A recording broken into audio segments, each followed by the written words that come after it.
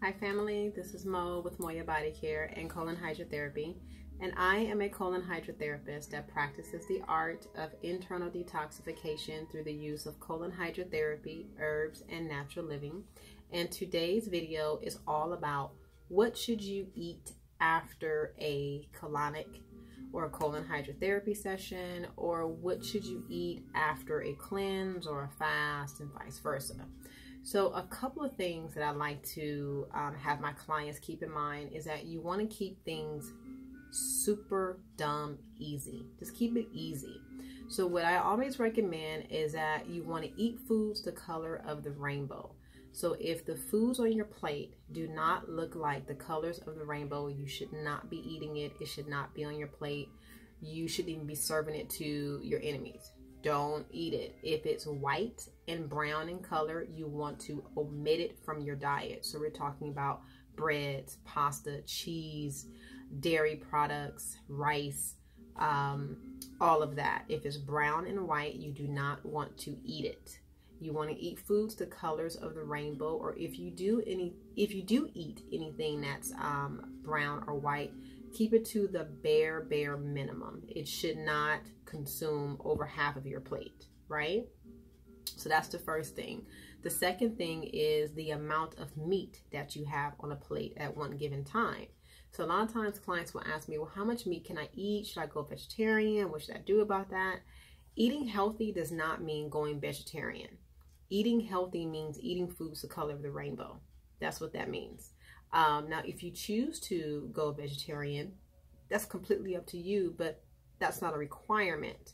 That would be easier on your digestive system, yes. Maybe you can have vegetarian Mondays, maybe, and then you can have light meat throughout the week. You can start that way, yes. I tend to normally fast from the time I wake up to about 6 o'clock-ish, and then I have a solid dinner. And when I fast, I normally fast on all liquids. So I have as much water as I want, as much herbal tea as I want, as much green smoothies as I want, as much green juice as I want, and as much clear soups as I want. So like a veggie broth, a chicken broth, or something along those lines. That's what I would consume. And then when I get home, I have a solid meal. So I've been doing that and following that pattern for, I want to say, a little over 2 years, I feel. But when I feel like I need to eat something or chomp on something, I'll do some sunflower seeds mixed with a little bit of pink Himalayan sea salt, with a little bit of coconut oil, and I stir it up really good, and I'll chew on that while I'm at work, and then when I get home, I have a solid meal. So when we talk about meat consumption, general rule of thumb, you should eat meat the size of your palm, not your entire hand. So you want to eat meat that is the size of your palm. So my meat consumption should be no bigger than this in one given meal. And then it should also be the thickness of your palm. Most people eat meat that is the size of their whole entire hand times 2 thickness, which is about that thick. That's a lot of meat to consume in one meal, and most people eat meat 3 to 4 times a day. The problem with that is that meat does not digest within a 24-hour period. Most people do not digest meat within a 24-hour period. So you have this back load of meat trying to be digested every day, 3 to 4 times a day, and you're eating this amount of meat times 1 palm. It's ridiculous. Your stomach is the size of a closed fist. So this is the size of my stomach, literally. So it's actually very small. I don't need a lot to fill me up. But sometimes when we have these huge, grandiose plates, we feel like we have to feed ourselves everything that's on the plate when you don't. So to give you a tip on how to cut down on that food consumption, A, get smaller plates. B, if you go out to eat, ask for a to-go container when you get your food.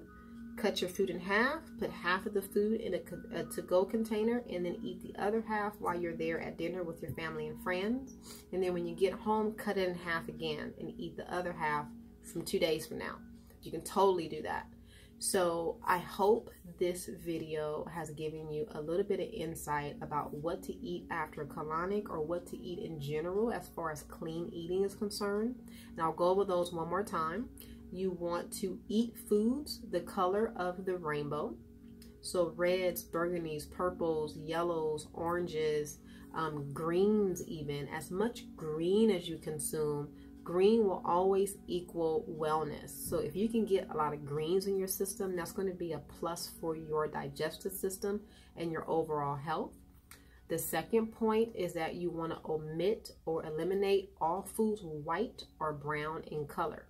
Now, when we start talking about rice, this is the levels that you want to eat rice in. Black rice is the absolute best, and then red rice, and then brown rice, and then white rice. That's the tiers. So white rice absolutely last. Brown rice, it's okay. Red rice, you're getting better. Black rice, you're doing really, really good. So those are the tiers for the rice. And so you're going to omit everything that's white and brown in color. The third is that you want to decrease the size of your plates. You don't have to eat everything that's on your plate. And then a tip for that, when you go out to eat, cut your meal in half. Put one side in a to-go container, tuck it away until you leave, and then finish your food with your family and friends. Yes? So I hope this video provides you a little bit of clarity about how we should be eating, how to eat after a colonic. And then if you have any questions, of course, feel free to give me a call. My phone number is 562-682-0818. And my website is Moya, M-O-Y-A, bodycare.com. Until then, be blessed. Thank you.